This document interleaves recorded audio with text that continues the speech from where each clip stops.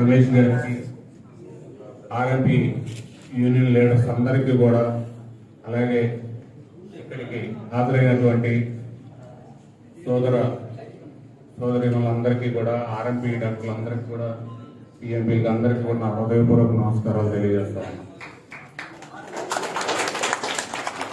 ఈరోజు మీ అందరికీ కూడా రాబోయే తెలుగుదేశం ప్రభుత్వం బ్రహ్మాండంగా సపోర్ట్ చేస్తుంది.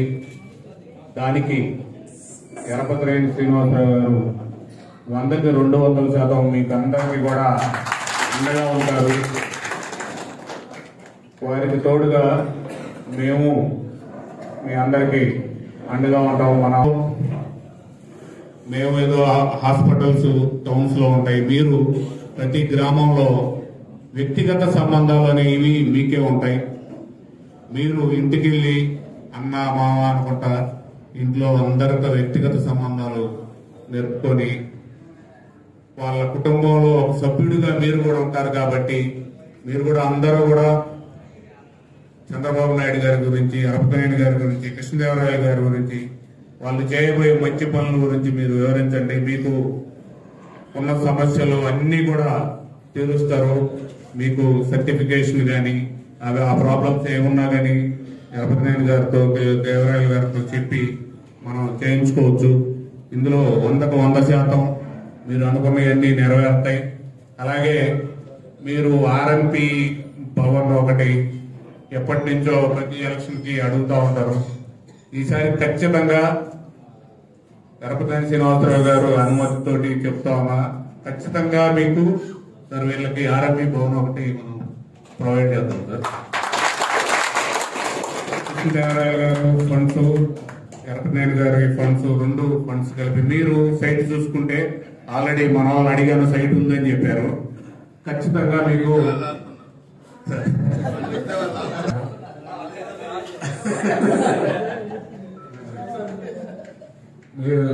ఖచ్చితంగా మీకు ఉన్నా కానీ మీరందరూ దాన్ని మీరే వాడుకోవచ్చు ఇబ్బంది లేకుండా. ఇంకా మీకు ఏ సమస్యలున్నా నా దృష్టికి తీసుకొచ్చినా నేను ఎమ్మెల్యే గారికి చెప్తాను, ఎంపీ గారికి చెప్తాను. మీకేం ఇబ్బంది ఉండదు. అందరూ కూడా తెలుగుదేశం పార్టీకి సహకరించి మీరు ఒక్కరిలే కాకుండా మీరు గ్రామాలలో ప్రతి ఇంటికి తిరిగి డోర్ టు డోర్ క్యాంపెయిన్ చేయగల సత్తా మీలోనే ఉండిద్ది. మీరందరూ ఆ పని చేసి ఎరపతినేని గారిని, కృష్ణదేవరాయలు గారిని భారీ మెజారిటీతో గెలిపించి తెలుగుదేశం, జనసేన, బీజేపీ కూటమిని గెలిపిస్తారని మనస్ఫూర్తిగా కోరుకుంటూ సెలవు తీసుకున్నాను. జరిగింది ఈ సమావేశానికి ప్రత్యేకమైన ఒక ప్రత్యేకత. మీరు గ్రామాల్లో అన్ని కుటుంబాలు గ్రామాల్లో మీరు ఏ వ్యక్తికి ఆరోగ్యపరమైన సమస్యలు వచ్చినా వెంటనే మీరు అటెండ్ అవుతారు. ప్రాథమిక చికిత్స చేసి ఇబ్బందికర పరిస్థితి ఉంటే మళ్ళా బయట పెద్ద హాస్పిటల్ తీసుకెళ్తారు. లేకపోతే మీరే ట్రీట్మెంట్ చేసి ఆ పేషెంట్ని ఆరోగ్యపరంగా ఇబ్బంది లేకుండా చేస్తారు. కానీ ఇప్పుడు ప్రజలతో సన్నిహిత సంబంధాలు కలిగి ఇప్పుడు కార్పొరేట్ హాస్పిటల్ పోతే బిల్లు కట్టాలి. మీరైతే రైతు వ్యవసాయం పంటలు పండించుకొని బిల్లు ఆ పంట చిత్తాలు డబ్బులు ఇచ్చినా మీరు తీసుకొని మీరు కడతారు. అందుకని మీరు గ్రామాల్లో ప్రజలకు కనిపించే దేవుళ్ళు మీరు ప్రత్యక్షంగా మీరు ఇబ్బంది వస్తే ఆరోగ్యపరంగా మీరే కనపడతారు. మనిషికి ఆరోగ్యం బాగాలేకపోతే మీరు బాగు చేస్తారు, చికిత్స చేస్తారు. కానీ ఇప్పుడు రాష్ట్రానికి ఆరోగ్యం బాగలేదు జగన్మోహన్ రెడ్డి వాళ్ళు. అదేం చేయాలని చెప్పాల్సిన అవసరం ఉంది. ఈ రాష్ట్రాన్ని బాగు చేయాలి. రాష్ట్రం అనారోగ్యంగా ఉంది. ఒక వ్యక్తి సైకో పరిపాలన వల్ల, ఒక వ్యక్తి అనాలోచిత నిర్ణయం వల్ల ఈ రాష్ట్రం 20 సంవత్సరాలు వెనక్కిపోయింది. ఏది ఎటుపోతే మనకెందుకులే అనుకునే పరిస్థితుల్లో మనం ఉండకూడదు. ఈ రాష్ట్రం ఎవరి సొంతం కాదు. ఇది 5 కోట్ల ఆంధ్రప్రదేశ్ ప్రజల ఆస్తి. ఆ 5 కోట్ల ఆంధ్రప్రదేశ్ ప్రజల్లో మనం కూడా ఉన్నాం. మా ఇష్టం వచ్చిన భూములు అమ్ముతాం, మా ఇష్టం వచ్చినట్టు స్థలాలు అమ్ముతాం, రాష్ట్రాన్ని కబ్జా చేస్తాం, మాట్లాడితే మనుషులను చంపుతాం, కేసులు పెట్టి లోనేస్తాం. వేయడానికి ఇది అంబేద్కర్ గారి రాజ్యాంగంలో ఉన్న భారతదేశంలో ఉన్న రాష్ట్రం ఇది. వీళ్ళ తాత రాజారెడ్డి రాజ్యాంగాలు కావు. డాక్టర్ సుధాకర్ గారు అడిగింది మాస్క్ ఏమని అడిగారు. కరోనా టైంలో ఆయన ఏం చేశారు మీరు చూశారు. పిచ్చివాడిగా చిత్రీకరించి చంపేశారు. అంటే మాట్లాడే భావ స్వేచ్ఛ ఈ మోనోపలి వీళ్ళకి ఎవరిచ్చారు. ఈరోజు రాష్ట్రం అల్లకల్లోలం అయిపోయింది. హత్య రాజకీయాలు చేశారు, మహిళలపై అత్యాచారాలు చేస్తా ఉన్నారు, సర్వ సంపదలు దోచేసుకున్నారు. రాష్ట్రంలో ప్రజలు రక్తం పీల్చే పరిస్థితి తీసుకొచ్చారు ఈరోజు. అందుకని ఈరోజు ఈ రాష్ట్రానికి పట్టిన ఈ చీడ, ఈ పీడ, ఈ అనారోగ్యం తొలగించాలంటే మీరు కూడా దాంట్లో మొట్టమొదటి బాధ్యత మీరు తీసుకోవాల్సిన అవసరం ఉంది. ఈరోజు ఈ గుడివాడ నియోజకవర్గంలో ప్రతి ఒక్క నియోజకవర్గం గెలిస్తేనే మరలా మనం తెలుగుదేశం, జనసేన, బీజేపీ పార్టీలు 3 పార్టీలు ఈరోజు కూటమిగా ఏర్పడి రాష్ట్రంలో అత్యధిక స్థానాలు వస్తేనే ఈ రాష్ట్రానికి పెట్టిన చీడ దరిద్రం వదిలిపోతుంది.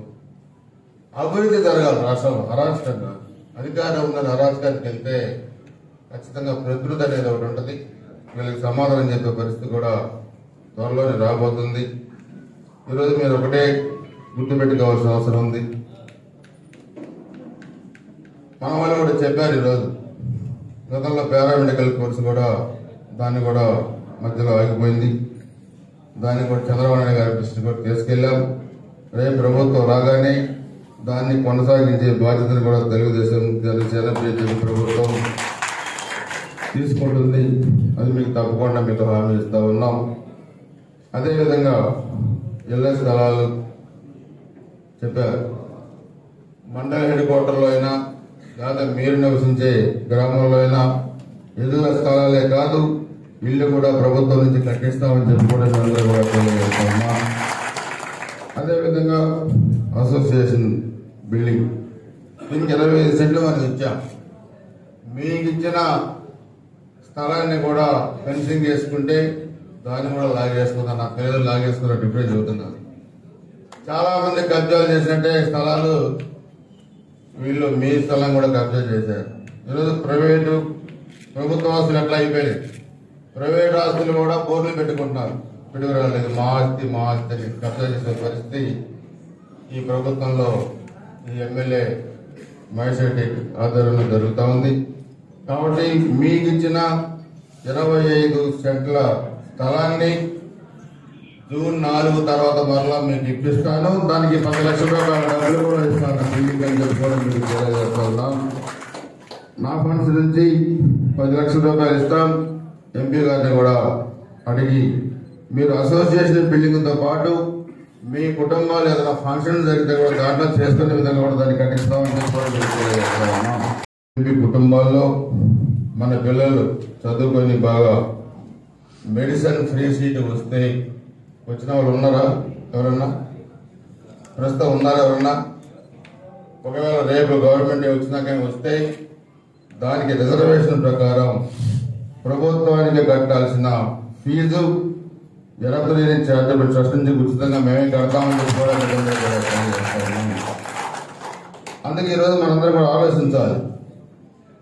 ఇవి మనం ఇక్కడ సమావేశమై మనకున్న సమస్యలు మనం చర్చించుకున్నాం. దాని పరిష్కారాన్ని కూడా మనమే మాట్లాడుకుంటున్నాం. గతంలో కూడా నేను ఒక చంద్రబాబు నాయుడు గారు పెట్టిన సూపర్ 6 పథకాలు కూడా మీకు తెలుసు. చాలా వరకు అవన్నీ బాగా ఉన్నాయి. మనం కూడా నియోజకవర్గంలో ఇంకో సూపర్ 6 మేనిఫెస్టో కూడా పెట్టాం. దాంట్లో రేపు గెలిచిన తర్వాత గుర్జాల కేంద్రంగా జిల్లా రావాలి. అదేవిధంగా ప్రభుత్వం ఇచ్చే 3 గ్యాస్ సిలిండర్తో పాటు 5 సంవత్సరాల్లో నేను కూడా ఒకటి ప్రతి కుటుంబానికి కూడా ఒక గ్యాస్ కనెక్షన్ కూడా ఇవ్వబోతా ఉన్నాం. గ్యాస్ కనెక్షన్ కూడా కేంద్రంలో బీమా మీరు చూసారు. 14-19 మధ్య చంద్రబాబు నాయుడు గారు ముఖ్యమంత్రిగా ఉన్నప్పుడు ఏ వ్యక్తన్నా ప్రమాదాల్లో గాయపడితే 2 లక్షలు ఇచ్చారు. ప్రమాదాల్లో చనిపోతే 5 లక్షల రూపాయలు ఇచ్చారు. ఆ రోజు కూడా నేను ఎమ్మెల్యేగా ఉన్నప్పుడు 1,00,000 మందికి నేను ఆ బీమా కట్టాను. చాలా కుటుంబాల్లో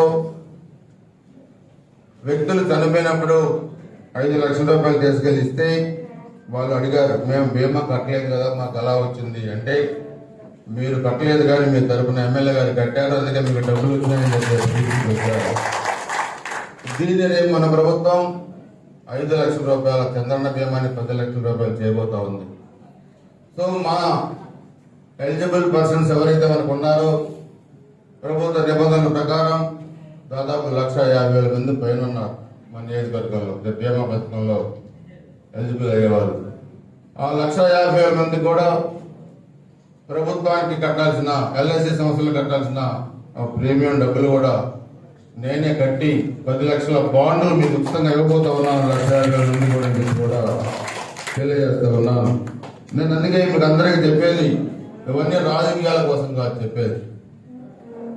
ఇది మన నియోజకవర్గం, ఇది మన పల్నాడు. ఈ పల్నాడులో మనందరం ఇక్కడే పుట్టాం, ఇక్కడే పెరిగాం, ఇక్కడే మనం మన వృత్తుల్లో మనం ఉన్నాం. ఏ రాజకీయ పార్టీ అయినా, ఏ రాజకీయ నాయకుడైనా తమ ప్రాంతం పట్ల అభిమానం ఉంటుంది, మన అనే ఒక ఆప్యాయత ఉంటుంది. కానీ బయట ప్రాంతాల నుంచి వచ్చిన వాళ్ళకి మన సంపదలను దోసుకోకపోవడం, అధికారం కోసం మనుషుల్ని చంపేయటం ఇవన్నీ కూడా ఇప్పుడు 5 సంవత్సరాల్లో మీరు చూసా. 14-19 నేను ఎమ్మెల్యేగా ఉన్నప్పుడు, అధికార పార్టీ ఎమ్మెల్యేగా ఉన్నప్పుడు ఒక వైసీపీ కార్యకర్త కూడా ఉద్యోగం చేసుకోవాలో చనిపోలేదు. నేను ఫ్రాక్చర్ని కంట్రోల్ చేశాను. బతకమన్నా, పిల్లలను చదివించుకోండి, వ్యాపారాలు చేసుకోండి, వ్యవసాయం చేసుకోండి, మీ వృత్తుల్లో రాణించండి, రాజకీయాలు ఎన్నికల వరకే ఉండాలి కానీ తర్వాత వద్దు, ఈ రక్తపు కూటు రాజకీయ నాయకులకు వద్దని చెప్పాను.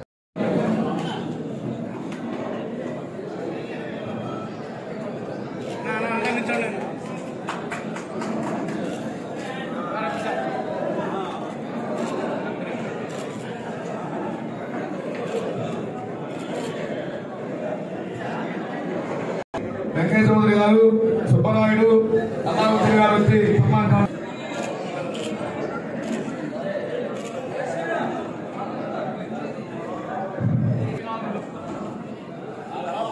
విధానం